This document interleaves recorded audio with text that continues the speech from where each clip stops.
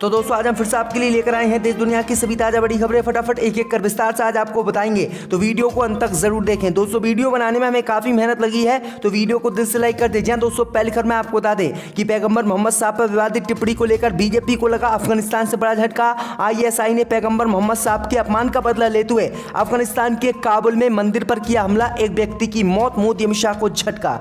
वहीं आपको बताएंगे दोस्तों की नुपुर शर्मा की गिरफ्तारी को लेकर UN जाएंगे मौलाना तौकीर रजा, मोदी सरकार की बड़ी मुश्किलें।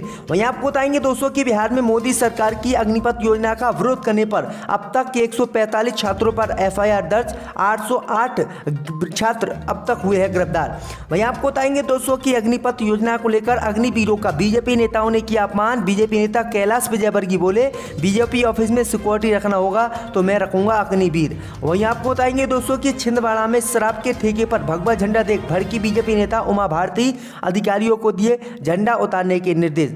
वहीं आपको बताएंगे दोस्तों कि अग्निपथ योजना का विरोध करने वाले जिहादी बीजेपी विधायक के बिगले बोल, कहा ऐसे लोग की सेना में नहीं है जरूरत। तो दोस्तों सभी खबरों को आपको एक एक कर बताने वाले हैं। वीडियो को लाइक कर चैनल को सब्सक्राइब कर दें और हमें कमेंट करके बताएं कि आपके जिले किस राज्य से हमारी खबरों को देख रहे हैं।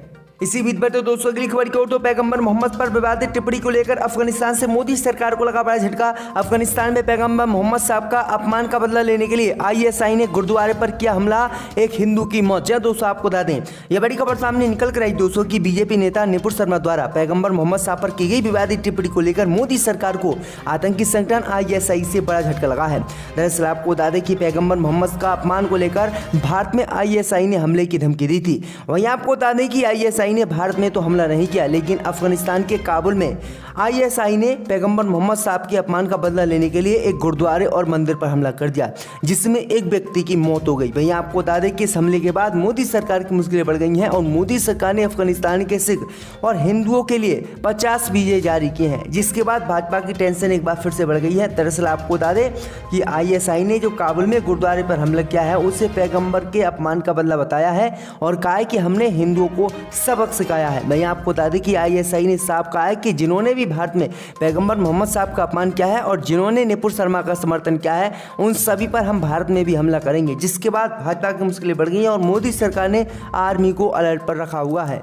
इसी बीच में तो दोस्तों अगली खबर की ओर तो नुपुर शर्मा की गिरफ्तारी न होने से नाराज हुए तौकीर रजा, बोले UN ले जाएंगे पैगंबर मोहम्मद साहब के अपमान का मामला। जी दोस्तों आपको बता दें ये बड़ी खबर सामने निकल कर आई दोस्तों कि मौलाना तौकीर रजा खान ने देश की हुकूमत को बेईमान बताते हुए ऐलान किया है कि भाजपा की पूर्व प्रवक्ता नुपुर शर्मा की पैगंबर मोहम्मद पर टिप्पणी का मामला वह संयुक्त राष्ट्र ले जाएंगे।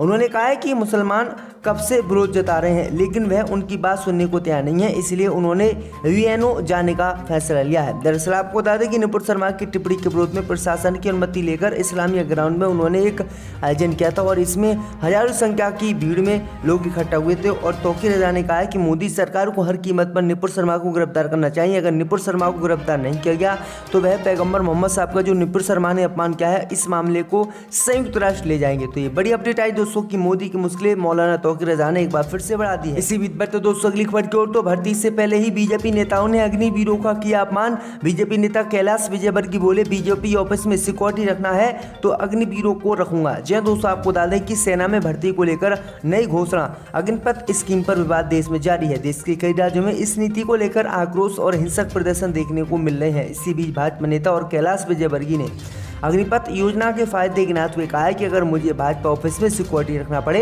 तो मैं अग्निवीर को ही प्राथमिकता दूंगा और अग्निवीर को ही रखूंगा। कैलाश विजयवर्गीय ने कहा है कि अमेरिका, चीन, फ्रांस में कॉन्ट्रैक्ट आधार पर सेना में भर्ती होती है। हमारे यहाँ सेना से रिटायर होने की उम्र ज़्यादा है, सरकार ने उसे कम करने का फैसला लिया है। अब सेना से अग्निवीरों का तमगा लेकर रिटायर होंगे और अगर मुझे भाजपा के ऑफिस में सिक्योरिटी गार्ड रखना होगा तो मैं अग्निवीर को रखूंगा। भैया आपको बता दें कि उनके इस बयान के बाद पूरे देश में बीजेपी नेता के बयान का विरोध हो रहा है और लोग कह रहे हैं कि जो देश की रक्षा करती है क्या वो बीजेपी को ऑफिस की रक्षा करेगी। तो ये बड़ी अपडेट आ रही दोस्तों। इसी बीच पर तो दोस्तों अगली खबर की ओर तो वंदे मातरम के दौरान कुर्सी से नहीं उठी मुस्लिम महिलाएं। बीजेपी नेता बोले ये लोग रोते हैं कि हमारी देशभक्ति पर किया जाता है शक। यह दोस्तों आपको बता दें कि उत्तर प्रदेश के मुजफ्फरनगर से सोशल मीडिया पर एक वीडियो तेजी से वायरल हो रहा है, जिसको लेकर सोशल मीडिया पर लोग कई तरह की प्रतिक्रियाएं दे रहे हैं। दरअसल आपको बता दें कि इस वीडियो में केंद्रीय राज्य मंत्री संजीव बालियान, यूपी के राज्य मंत्री कपिल देव अग्रवाल समेत कई सभासदों के साथ मौजूद थे। इस दौरान वंदे मातरम गाया गया तो वहां पर उपस्थित कुछ मुस्लिम महिला सांसद खड़ी नहीं हुई।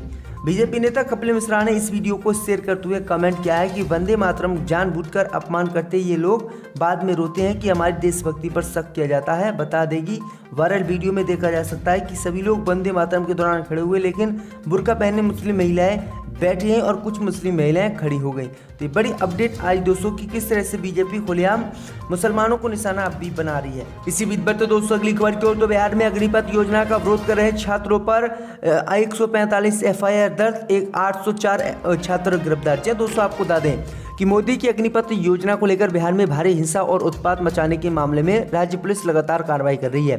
अब तक हिंसा करने के मामले में कुल 145 FIR और 804 लोगों को गिरफ्तार किया गया है। बिहार राज्य पुलिस मुख्यालय से जारी बयान में कहा गया है कि 16, 17 और 18 जून को हुई हिंसा के दौरान सरकार की संपत्ति को नुकसान पहुंचाने और आगजनी तथा तोड़फोड़ के मामले में ये कार्रवाई की गई है। बिहार राज्य पुलिस मुख्यालय द्वारा जारी बयान में आगे कहा गया है कि हिंसा, आगजनी और सरकारी संपत्ति को अब तक 300 से 400 करोड़ रुपए का नुकसान पहुंचाया गया है। उन्होंने कहा है कि कई ट्रेनों को जला दिया गया है, कई बसों को जला दिया गया है और कई पार्कों में तोड़फोड़ की गई है। तो ये बड़ी अपडेट आई दोस्तों की 145 FIR और 804 छात्रों को अग्निपथ योजना का विरोध करने पर बिहार में गिरफ्तार किया गया है। इसी बीच पर तो दोस्तों अगली खबर की ओर तो मोदी सा इस्लाम कबूलो कहने वाले मौलाना तौकीर रजा पर योगी सरकार ने दर्ज किया केस। दोस्तों आपको बता दें कि अपने बयानों को चलते अक्सर विवादों में रहने वाले मौलाना तौकीर रजा पर अब योगी सरकार ने शिकंजा कस दिया है। मौलाना के खिलाफ कई धाराओं में मामला दर्ज किया है। दरअसल आपको बता दें कि मौलाना तौकीर रजा खान ने भाजपा के पूर्व राष्ट्रीय प्रवक्ता निपुण शर्मा की गिरफ्तारी को लेकर रविवार को एक रैली की थी, जिसके बाद उनके खिलाफ बरेली कोतवाली की पुलिस ने केस दर्ज किया है। आरोप है कि रैली के लिए 1500 लोग को शामिल होने की इजाजत दी गई थी, मगर आयोजकों ने हजारों की भीड़ बुला ली। सिटी मजिस्ट्रेट राजेश पांडे ने IMC के जिला अध्यक्ष फरहत खान और महानगर अध्यक्ष मखदूम बेग के आवेदन पर रविवार 19 जून को प्रदर्शन की इजाजत दी थी। अनुमति में स्पष्ट निर्देश दिए गए थे कि 1500 लोग से अधिक की भीड़ इस्लामिया ग्राउंड में नहीं होनी चाहिए और कोरोना का प्रोटोकॉल होना चाहिए, लेकिन जो है भीड़ ज़्यादा आई थी। तो ये बड़ी अपडेट आ रही दोस्तों की मौलाना तौकीर रजा पर किस तरह से FIR दर्ज की है और उन्हें लगातार परेशान किया जा रहा है। इसी बीच पर तो दोस्तों अगली खबर की ओर तो अस्पताल में भर्ती हुए दिल्ली के स्वास्थ्य मंत्री सत्येंद्र जैन कोर्ट ने खारिज की थी जमानत याचिका। दोस्तों आपको बता दें कि तिहाड़ जेल में बंद दिल्ली के स्वास्थ्य मंत्री सत्येंद्र जैन को सोमवार को ऑक्सीजन का स्तर कम होने की शिकायत के बाद लोकनायक जयप्रकाश अस्पताल में भर्ती कराया गया है। सूत्रों ने बताया है कि जैन को सुबह तिहाड़ जेल से GP पंत अस्पताल ले जाया गया है, लेकिन बाद में उन्हें LNJP अस्पताल रेफर कर दिया गया। फिलहाल उनका अस्पताल में इलाज चल रहा है और उनकी हालात स्थिर बताई जा रही है। आपको बता दें कि ED द्वारा 30 मई को धन शोधन निवारण अधिनियम की विभिन्न धाराओं के तहत स्वास्थ्य मंत्री सत्येंद्र जैन को गिरफ्तार किया गया था। अप्रैल में ED ने जैन परिवार की संपत्ति की 4.81 करोड़ रुपए की संपत्ति को कुर्क किया था। वह आम आदमी पार्टी के हिमाचल प्रदेश प्रभारी भी हैं। तो ये बड़ी अपडेट आई दोस्तों। 2 दिन पहले ही हाईकोर्ट ने भी उनकी जमानत याचिका खारिज कर दी थी और जमानत देने से इनकार कर दिया था। इसी बीच पर तो दोस्तों अगली खबर की ओर तो मोदी की अग्निपथ योजना का विरोध करने वाले छात्रों को BJP विधायक ने बताया जिहादी। दोस्तों आपको बता दें कि अग्निपथ योजना को लेकर एक तरफ जहां विपक्ष एकजुट हो रहा है, तो वहीं भाजपा के नेता एक के बाद एक विवादित बयान देते जा रहे हैं। अक्सर अपने विवादित बयानों से विवादों में रहने वाले भाजपा विधायक हरिभूषण ठाकुर बचौल ने अग्निपथ योजना का विरोध कर रहे लोगों पर विवादित बयान दिया है। बीजेपी नेता हरिभूषण ठाकुर बचौल ने कहा है कि विरोध करने वालों में जिहादी लोग हैं, जो युवा हैं, जिनमें देशभक्ति का जज्बा है, वो सभी युवा खुश हैं। ये हिंसा जानबूझकर करवाई जा रही है। सेना कोई नौकरी नहीं है, देश सेवा है। जिसमें देशभक्ति है वही सेना में जाते हैं। जिनको सुख सुविधाएं चाहिए उनकी सेना में कोई ज़रूरत नहीं है।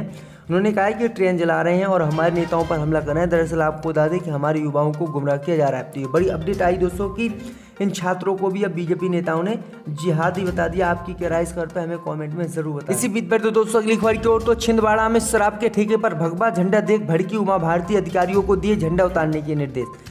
दोस्तों आपको बता दें कि बीजेपी की वरिष्ठ नेता और मध्य प्रदेश की पूर्व मुख्यमंत्री उमा भारती सोमवार को छिंदवाड़ा में उस वक्त भड़क गई जब उन्हें एक शराब की दुकान के ऊपर भगवा ध्वज लहराते देखा गया। उन्होंने तत्काल अपनी कार को रुकवाया और शराब की दुकान पर लगे भगवा झंडे को हटाने के लिए स्थानीय पुलिस अधिकारियों को निर्देश दिए। इस दौरान उन्होंने बेहद तल्ख लहजे में नाराजगी जाहिर की है। बीजेपी की फायर ब्रांड नेता और पूर्व मुख्यमंत्री उमा भारती सोमवार को अचानक छिंदवाड़ा के जाम सांवली स्थित प्रसिद्ध चमत्कारी हनुमान मंदिर पहुंची थी।